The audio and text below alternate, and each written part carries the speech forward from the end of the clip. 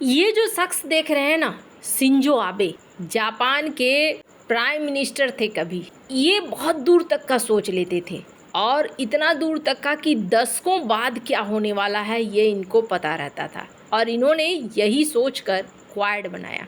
इन्होंने चुन चुन कर देशों को साथ लिया। लेकिन अब जो अमेरिका में क्वाड की मीटिंग होने वाली है, उस मीटिंग से पहले ही कई तरह के खेल होते हुए नजर आ रहे हैं। जानेंगे क्या क्वाड अब रह गया है या समाप्त हो रहा है। वहीं दूसरी तरफ एक अचानक से ऐसा कदम चाइना के द्वारा उठाया गया है जो सुनकर हैरानी हो रही है।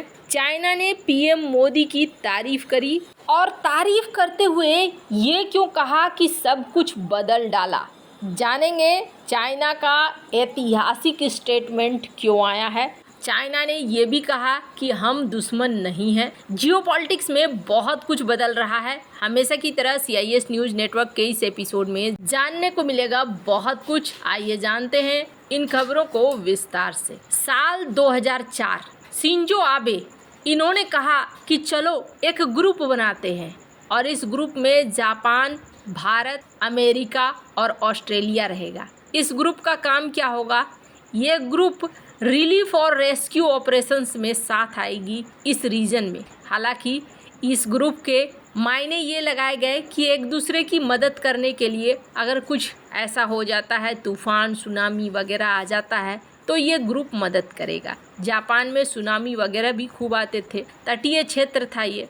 2004 में ये बना, लेकिन फिर ये ख़त्म हो गया। 2004-2005 के ऑपरेशन में ही ख़त्म हो गया। 2006 में एक बार फिर से शिंजो आबे ने कहा कि एक ग्रुप बनाओ, ये ग्रुप बहुत ज़रूरी है, चलो हम इसका निर्माण करते हैं, क्वाड बनाते हैं। हालांकि फिर बात आई गई हो गई, बना भी क्वाड, लेकिन उसका कुछ खास नहीं हुआ। 2007 में 4 देशों की एक फॉर्मल बैठक हुई मई महीने में।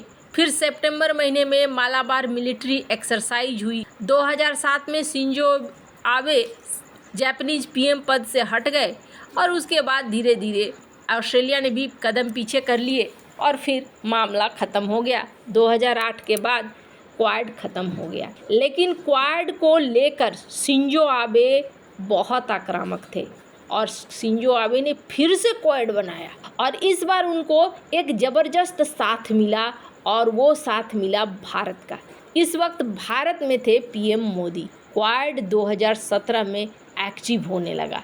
2020 में क्वाड में धीरे धीरे ताकत भी आने लगी, मालाबार एक्सरसाइज भी होने लगा। लेकिन फिर पिछले साल से क्वाड का हश्र समाप्त होने लगा। और समाप्त होने के पीछे क्या कारण है? क्वाड को लेकर अमेरिका कभी ये नहीं कहता है कि ये ख़त्म हो रहा है। अभी भी आप देखेंगे क्वाड की बैठक होने वाली है बाइडेन के गृहनगर में। और ऑस्ट्रेलिया के राष्ट्राध्यक्ष क्या कह रहे हैं? स्क्रीन पर आप आर्टिकल देख सकते हैं कि क्वाड जो है, हम इंडो पैसिफिक में पीस ला कर रहेंगे, हम यहाँ पर कमिटेड हैं। और सिर्फ इतना ही नहीं हो रहा है, क्वाड देश यहाँ पर जॉइंट पेट्रोल भी करेंगे इंडो पैसिफिक इलाके में। लेकिन क्वाड को लेकर अमेरिका कितना सीरियस है, इसका अंदाज़ा आप डेक्कन हेराल्ड के इस खबर से लीजिए। इसमें वाइस प्रेसिडेंट कमला हैरिस शामिल नहीं होंगी। इसके बाद ये भी कहा जा रहा है कि इसके बाद ये जो समिट होगी, इस समिट के बाद कोई न्यूज कॉन्फ्रेंस नहीं होगा। मतलब कि एक तो ये क्वाड की मीटिंग भारत में होनी थी, अमेरिका में बाइडेन के अपने शहर में हो रही है, उसके बाद इस तरीके के रवैये देखे जा रहे हैं। दूसरी बड़ी चीज़ ये देखने को मिल रही है, ये भारत को चने के झाड़ पर चढ़ा रहे हैं। स्क्रीन पर एक आर्टिकल देखिए, इनके अफसर क्या कह रहे हैं कि भारत को लीड करना होगा, क्वाड को आगे बढ़ना होगा वगैरह वगैरह। अब भारत भी कह रहा है कि हाँ जी, क्वाड में एकदम से सब कुछ बढ़िया है, हम क्वाड को लेकर आगे बढ़ेंगे। अमेरिका का कहना है कि क्वाड में हम चाइना को डिस्कस करेंगे। लेकिन भारत क्या कह रहा है? स्क्रीन पर एक वीडियो देखिए, डॉक्टर एस जयशंकर का वीडियो है। Thank you. The question to me was, what did the Quad have to say about the India-China issue? I think that was the question. Look, we have a problem or I would say an issue between India and China. We obviously have a relationship with China. I think it is for the two of us to talk it over and to find a way.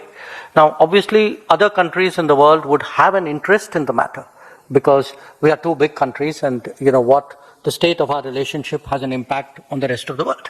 But we are not looking to other countries to. इन्होंने कहा कि देखिए quad का जो काम है वो तो क्वाड करेंगे हम लोग। अब क्वाड भारत के नज़र से क्या है, एक ऐसा ग्रुप है जो मुसीबत में एक दूसरे का साथ दे, जो शिंजो आबे की कल्पना नंबर 1 थी रिलीफ के लिए। वहीं ये कह रहे हैं कि चाइना और भारत का जो मामला है ना, ये मामला हमारा अपना है, बायलैटरल है। इसमें जो भी समस्याएं हैं उन समस्याओं को हम दूर कर लेंगे और हम आशा करते हैं कि चाइना एग्रीमेंट को निभाएगा। स्क्रीन पर आप देख सकते हैं इस वीडियो को। अब आने वाले समय में क्वाड का क्या रिजल्ट होता है ये देखने वाली बात होगी। खैर, जहाँ एक तरफ ये सारा चीज हो रहा है, वहीं दूसरी तरफ चाइना ने आज वो कह दिया है जो सुनने को कान तरस गए थे। क्यों तरस गए थे? क्योंकि जब भारत आगे बढ़ रहा था ना, तब इसी चाइना ने, इसी ग्लोबल टाइम्स ने बड़े अहंकार में एक आर्टिकल छापा था और उस आर्टिकल में इन्होंने कहा था कि भारत क्या सोचता है।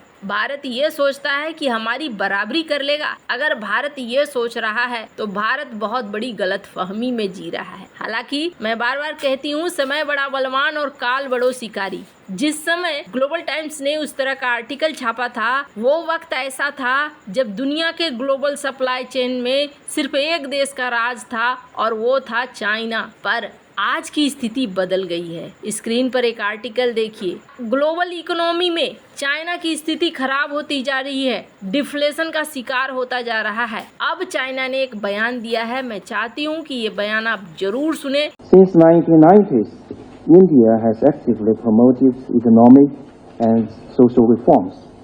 Under the leadership of Prime Minister Modi, the Indian government put forward the policy of reform, perform and transform. And India's economy maintains rapid development. ये है चाइना के राजदूत भारत में। और पहली बात ये जान लीजिए, चाइना का कोई राजदूत, कोई डिप्लोमेट बिना ऊपरी आदेश के कुछ भी नहीं बोलता है। इस वीडियो में आपने क्या देखा? इन्होंने बिल्कुल खुलकर भारत की तारीफ की, पीएम मोदी की तारीफ की और इन्होंने कहा कि पीएम मोदी के लीडरशिप में इकोनॉमी ने बहुत ही बढ़िया परफॉर्मेंस दी है। इन्होंने कहा कि भारत जो मंत्र लेकर चला, भारत ने जो अपनी नई पॉलिसी बनाई कि हमें बदलाव लाना है, उस पॉलिसी में भारत को सफलता मिली और भारत की इकोनॉमी आज की डेट में बहुत ही बढ़िया कर रही है। मैं आपको बधाइयाँ देता हूँ कि आपकी इकोनॉमी, आपके जो पॉलिसी है उसके अनुसार बढ़िया परफॉर्मेंस कर रही है। लोगों के जीने का स्तर अब बदल रहा है, ये चाइना के राजदूत का कहना है। साथ ही साथ इन्होंने कहा कि देखो जी, हम एक दूसरे के साथ दुश्मन नहीं हैं, हम तो एक दूसरे के पार्टनर हैं। पार्टनर बनकर हम भारत के मॉडर्न विकसित भारत यात्रा में सहयोग ही करेंगे। अब चाइना का आपको ये रूप देखने को मिल रहा है। क्यों अचानक से चाइना का हृदय परिवर्तन क्यों हुआ है? तो हृदय परिवर्तन के पीछे सबसे बड़ी वजह है इनकी इकोनॉमी। इनको अब एक बाजार चाहिए जहां पर ये सामान बेच सके।